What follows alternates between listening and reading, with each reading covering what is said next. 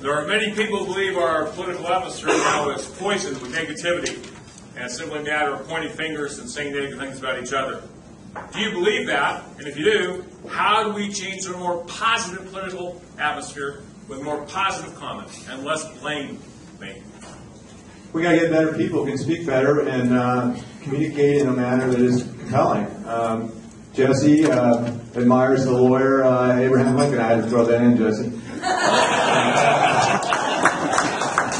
But you know, Abraham Lincoln is the most quoted of any of our politicians because he had that gift. You know, we can all spout those quotes. You're looking for talent here. That's what you're looking for. You have to find the person in the group of candidates who has the ability to lead this world. Not just mouth the phrases, lead the world. And you have to have somebody that can put that in a compelling way. And so that's your choice. I would propose to you that we've done that in the past in our campaigns, and we're getting better at it. And I would hope that you would share that agreement.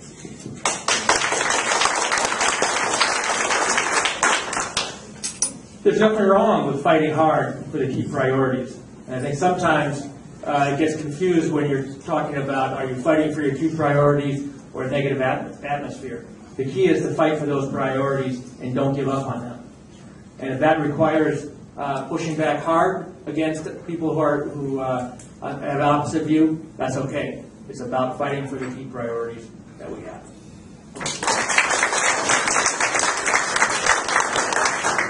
I think the hero that I have with regards to this is Ronald Reagan.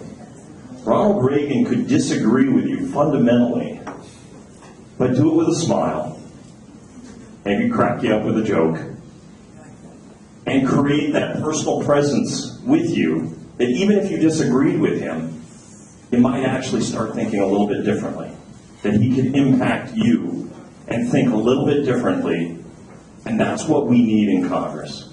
We don't need to compromise our principles.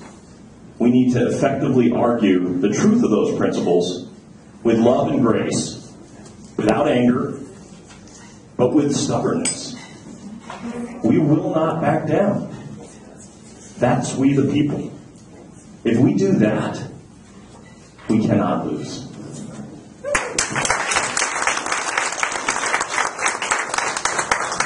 I usually begin nearly every one of my stump speeches with the need to move away from your traditional R versus D rhetoric.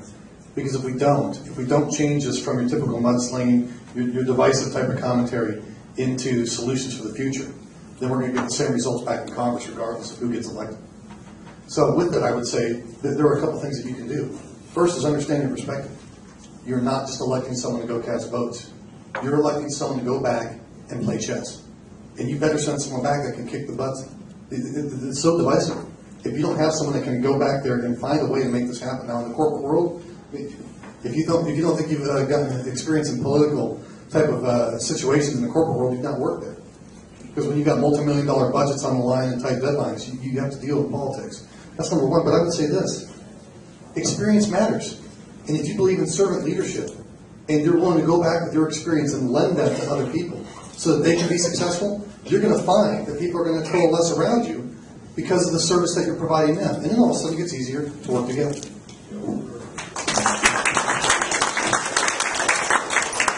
Mr. Driscoll, what do you see as the difference, going back to a comment some of you made in your answer to the previous question? One of the members may also want to know, what's the difference between bringing port to your district and supporting your district? Well, I think naval bases and Kitsap, strategically important to our national interest, national security. That's not pork.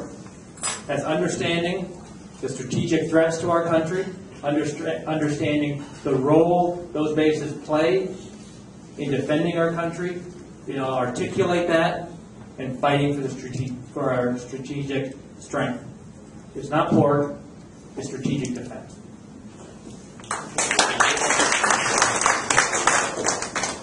Ditto. That's easy. Shortest answer all day. Yeah, no, we have to recognize that the strategic value of our bases here are really, really important to the Pacific and how we take care of our assets and our responsibilities in the Pacific. The most powerful weapon that we have are our ballistic missile submarine systems that operate out of Bangor. The submarine I was on could destroy 192 cities. That's an awesome amount of power and responsibility. That cannot be given up. We have some in Congress who are negotiating away some of our strategic assets. That will not happen if you send Republican congressmen to Congress to block executive overreach once again.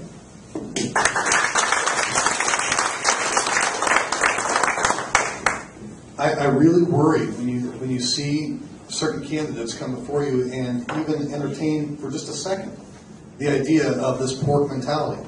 And two of them have today. Two of them have said that it might be okay to make sure that we get our own. You know, that is a very big problem. Fundamentally, this district has been hooked under the guise of Norm Dix, under that same logic. Well, we're going to keep electing this guy because he can bring more pork. We have to fundamentally cut that off and come back and again acknowledge the beef of the free market. And then you have to understand our strengths. Our two naval bases are both nuclear capable, which means they have a strategic strength. They're both strategically closest to all Pacific Rim trade routes on the West Coast. You have to understand that strength. You have to understand and go meet with the port commissioners of all the ports, which I've done over the last 2 years, and understand, like say in Puget Sound Naval Shipyard, how many small businesses in that area that the Puget Sound Naval Shipyard also supports, and its strategic strength to growing our maritime industry. If you understand all those strategic strengths, then you don't get stuck in this mire of just letting me get some of my own and bring them back for you.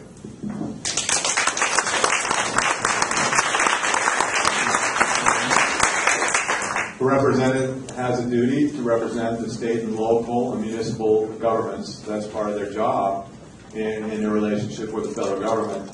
That doesn't tend to be as much pork-oriented as the example of Norm Dix, who was essentially doing earmarks for private companies, some of them in the district, and then he was getting huge campaign contributions in return. That's pork. That's just blatant corruption, and that's what I've stung him on repeatedly. Now, there is some corruption in the public sector, too, as we talked about the unions and the way they buy off elected officials. But not as much, I don't think. Not at least in the experience of Norm Dix. Norm Dix was using the University of Washington to launder money to private contractors that he favored, despite the federal or the congressional earmark ban to private companies. That is extreme corruption and extreme pork, and that's what we're battling more than anything.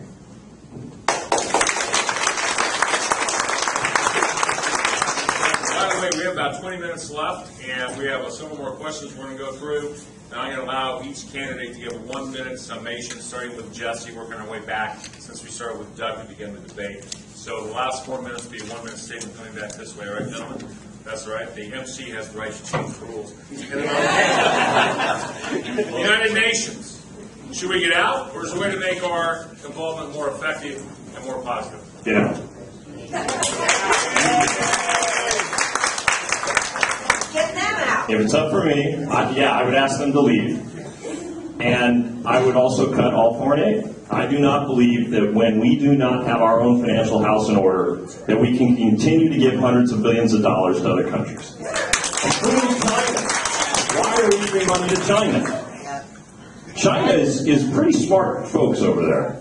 They are looking at what we did in the 1800s to become a world power, avoiding wars, having a stable currency, having free economic conditions. Even if they don't have political conditions, they actually have quite a bit of economic freedom. And they are becoming a world power. They are transitioning from having long-term debt to holding short-term debt so that they can get out of our debt as quickly as possible. And you'll know when that's happened when Taiwan is taken.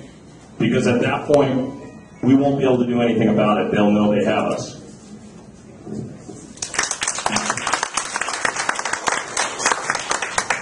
I would absolutely support getting out of the United Nations. I believe that we should begin to position ourselves as a nation as an alternative to the United Nations rather than a facilitator of. It's such a corrupt organization. The truth is, I'm worried about what will happen continually to this nation if we keep our connection to the United Nations, and we continue to have leaders like President Obama, that through treaties and other such things, and through edifying the type of scientific data that comes out of it, the type of initiatives that they want to put on this nation, when you have a leader that allows his staff to come up and basically defer decision-making to what the United Nations might say, at that point, that scares me to the point we need to be out of the United Nations and set ourselves up as an alternative globally to them.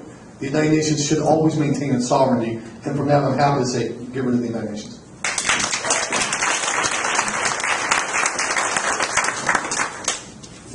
I would like the United Nations to die a natural death because, you know, I'm a little bit reluctant to give up the veto in the Security Council. I think that as long as the United Nations are around, that's something that's a pretty powerful weapon that we might want to hold on to. On the other hand, I'd like to kill it by not funding it, and certainly not to the extent that we have. And I would also want to kill it by never participating in any of the ridiculous treaties that make human beings essentially slaves to foreign technocrats and foreign bureaucrats. So that's what I would like to kill it from within.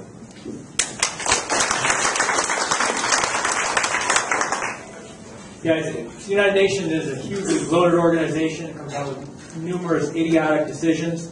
But I do believe that we need to remain engaged, like Doug said. The Security Council, it does play a role in the global world. It's critical, though, that we, the politicians, reaffirm that we are completely focused and identify with the Constitution, and that we are not in any way beholden to the United Nations. And so frequently that comes up, and I just think it's so critical that we affirm to every American that we are, focused on and beholden to the Constitution and not to the UN in any way. Jesse, starting with you.